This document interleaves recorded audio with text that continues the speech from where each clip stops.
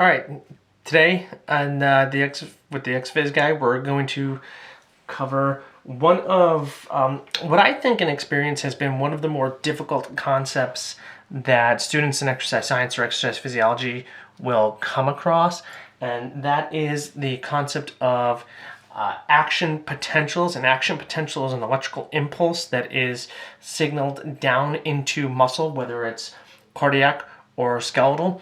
And what that signal does is it triggers depolarization. In other words, skeletal muscle contraction, or what we hope to be contraction of the muscle. And again, this could be cardiac, it could be skeletal muscle. Up on the board, this is a typical ventricular action potential. So I say ventricular because you could have an action potential that is in the sinoatrial node, for instance, that could look drastically different. But this is the one that we really want to concern ourselves with as exercise scientists, exercise physiologists, and the concepts behind it. Now, the action potential is measured on a graph with an x and a y axis. Your x-axis is going to be your time, and the y-axis is going to be your millivolts, or your electric potential. Now, these action potentials take place in an extremely quick amount of time.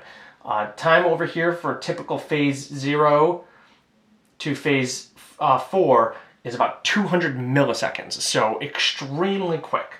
But let's walk through this step by step. Depending on who you read, they may say that there are 5 phases to the cardiac action potential. And what it actually begins with is phase 4. So there's a phase 4 on either side. So this phase 4, kind of where the line is flat, and this would actually be a phase 4 as well. Phase 4 is basically your resting membrane potential, which is maintained by the sodium-potassium pump. The sodium-potassium pump is triggered by, or is constantly running by sodium-potassium ATPase. Okay, and there's also a sodium-calcium exchanger that works by active transport as well to keep the levels of ions within the cells where they need to be.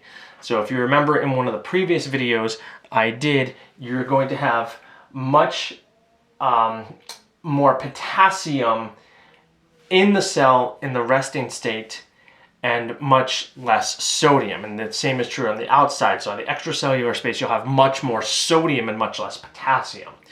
So phase 4 is your resting phase, and then you get the signal, the electrical signal for depolarization, which is this phase 0, this upshoot. So phase 0 is where you have calcium channels and sodium channels that are opening, and they're rapidly opening, and they want to let in a lot of sodium to help depolarize, okay, the cell and bring it from a minus 90 millivolts where it is at rest, and bring it up to all the way up to a plus 30 at the peak right up here. So that's phase 0. Then we get to phase 1, which is actually right up at the peak. That is called your overshoot. That's a term that you'll hear in your classes, in your textbooks, and on tests. The overshoot is where the membrane approaches 0 after it gets to that positive phase. So sodium inactivation starts to happen. We decrease the amount of sodium entering the cell, but there's still a much larger concentration gradient. So sodium still gets into the cell a little bit, and that causes the overshoot. And then eventually that will stop completely, and you'll get to this phase 2. Phase 2 is called the plateau, or delayed repolarization.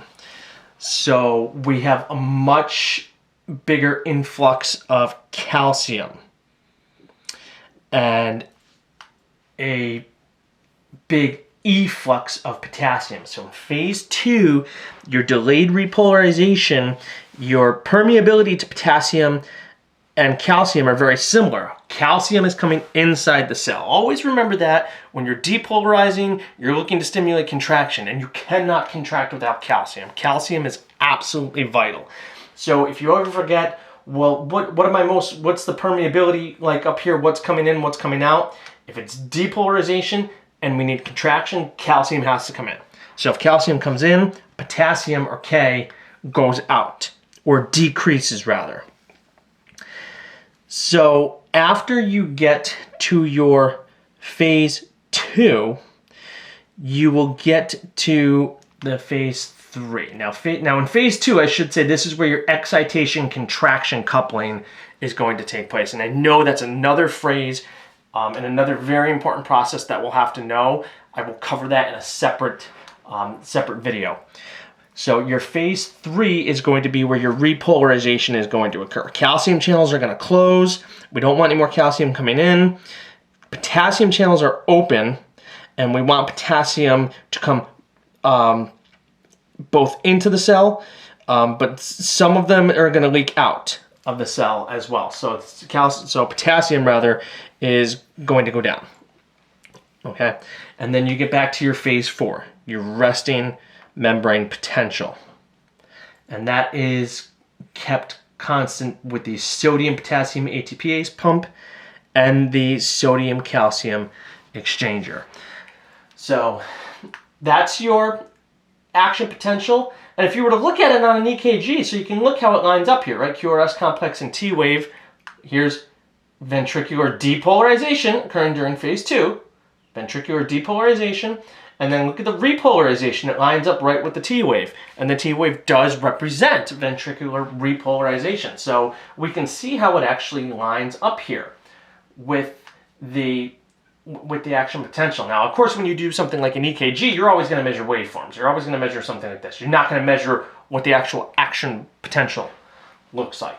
But I just drew this up here so that you can make the connection between, okay, the action potential, it's a very complex process that a lot of times exercise physiology students, we get tripped up on because it's cellular physiology. It's difficult for us to piece together sometimes. So we piece it together by putting this QRS complex and T wave up there so we can see, okay, QRS complex is initiated.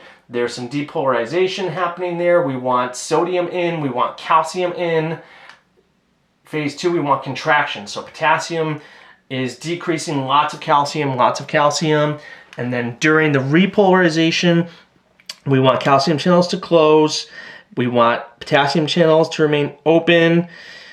And, for the potassium to leave the cell. And this restores back to resting potential. So remember, at the resting potential, we have much more potassium inside the cell than outside the cell, and the reverse is true for sodium. Much more sodium outside the cell than inside the cell. And the importance of calcium will be discussed in a separate video, and I will talk both about cardiac muscle and skeletal muscle, because the actions of calcium, although it does result in contraction in both skeletal and cardiac muscle, the mechanisms are very different. And it's an extremely important process to understand. That process is excitation-contraction coupling, and I will cover that in a different video. All right, thanks for watching.